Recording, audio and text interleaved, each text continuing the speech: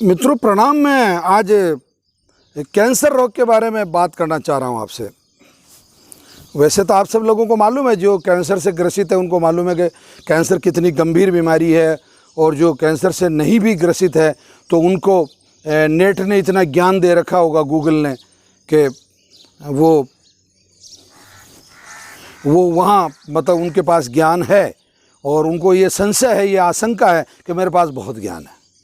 चलो अच्छी बात है, ज्ञान तो होना चाहिए, परंतु आपको कैंसर का ज्ञान कितना है? अगर आप कैंसर की बीमारी से जूझ रहे हैं तो कैंसर के बारे में आपका कितना ज्ञान है?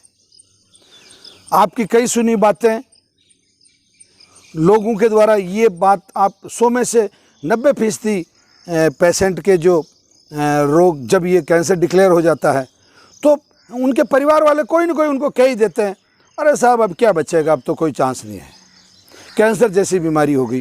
कुछ लोग ये कहते हैं उनके पीठ पीछे, अरे कुछ पाप किए होंगे यार, कुछ बुरे काम किए होंगे इसलिए कैंसर हुआ। कुछ लोग ये कहते हैं, अरे यार बेचारे की उम्र ही क्या थी यार, अब जो भी मान लो गलती होनी थी जो हो गई, पर परमात्मा को भी इसको ऐसी सज़ा तो नहीं देनी चाहिए थी। इस तरह की 50 बातें। फिर आएंगे रिश्तेदार कहेंगे इसको टाटा लेके जाओ, कोई कहेगा पीजीआई लेके जाओ, कोई कहेगा नवग्रह आश्रम लेके जाओ, कोई कहेगा धर्मशाला लेके जाओ, कोई कहेगा अहमदाबाद लेके जाओ, कोई कहेगा बलसाड़ लेके जाओ, कोई कहेगा केरला में कुट्टू स्वामी के वहाँ लेके जाओ, कोई कहेगा अलवर लेके जाओ, कोई कहेगा पश्चिमी बंगाल लेके जाओ, कोई ये भी कहेगा अमेरिका लेके जाओ।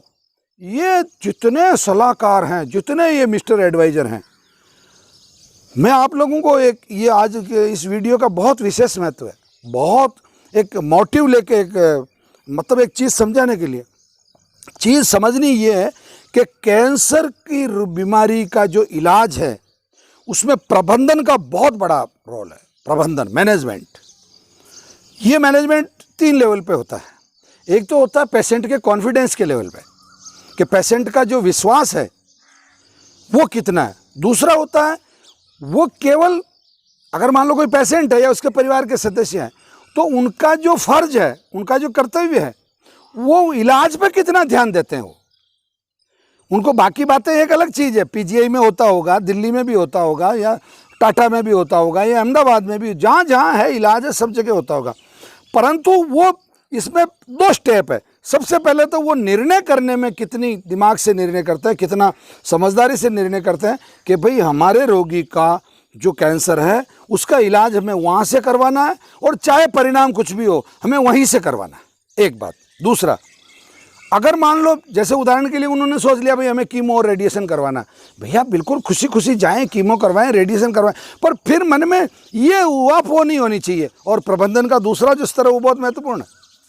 वो प्रबंधन का दूसरा स्तर ये कि आज यहाँ, कल वहाँ, परसों वहाँ, तरसों वहाँ, ये सिस्टम बहुत गलत है। फिर आप कौन से इंस्टीट्यूट को दोषी ठहराओगे या कौन से इंस्टीट्यूट को धन्यवाद दोगे? अगर आप ठीक हो गए तो कहाँ से ठीक हुए? है क्या आपके पास? नहीं, वो आपके तीर में तुक्का लग गया। बाकी आपका जो प्रबंधन था वो प्रबंधन इतना लचर था, इतना कमज़ोर था कि आपका प्रबंधन ठीक नहीं था। हाँ, जैसे उदाहरण के लिए आप आयुर्वेद में चिकित्सा ले रहे हैं, मैं इसको एक एग्जांपल से समझा दूं। आप जैसे आयुर्वेद से चिकित्सा ले रहे हैं तो आप आयुर्वेद में ये चयन कीजिए कि कौन सा इंस्टीट्यूट ज़्यादा अच्छा है, कौन सा साइंटिफिक है, किसके यहाँ बिल्कुल वैज्ञानिक शोध है, कौन बिल्कुल जो पुस्तकें हैं, जो चरक संहिता है, सुश्रुत है, वाग्भट है, इनके अनुकूल, मतलब कौन वात पित्त कफ या इस तरीके की चीज़ों के आधार पर चिकित्सा कर रहा है। या एलोपैथी में जा रहे हैं तो एलोपैथी में कहाँ सबसे कम लॉसेज हैं।